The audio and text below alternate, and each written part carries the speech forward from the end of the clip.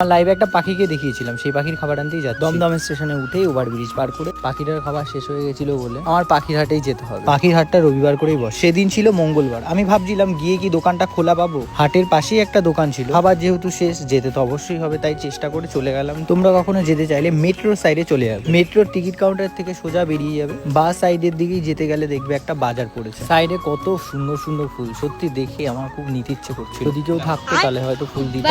বাজারের সাইড থেকেই যাবে, ওখানে সবসময়ের জন্য বাস দাঁড়িয়ে থাকে। ওখানে গিয়ে জাস্ট জিজ্ঞাসা করতে হবে যে এটা হাটে যাওয়ার বাস। বেশি সময় লাগে না, কিছুক্ষণ পরেই আমি নেমে পড়ি। এখানে রবিবার প্রচুর ভিড় থাকে। পৌঁছে পড়লাম বড় বিপদে। যেটা ভেবেছি সেটাই হলো, দোকান দেখি বন্ধ। ঠাকুরের ইচ্ছায় সামনে দেখি আর একটা দোকান আছে, যে দোকানটা আমি আগে দেখিনি। ওখানে গিয়ে খাবারটাও পেয়ে গেলাম, আর ওর জন্য একটা সিরিঞ্জ নিলাম যেটা দিয়ে ওকে খাওয়াবো। এখানে ভিডিও ফটো তোলার জন্য বেস্ট জায়গা। তোমরা কেউ এই হাটে এসেছিলে কখনো?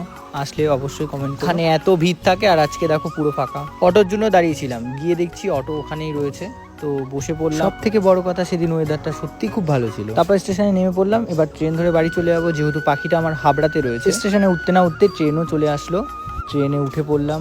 সেদিন প্রচুর ভিড় ছিল ট্রেনে, তারপরে বাড়ি চলে আসলাম।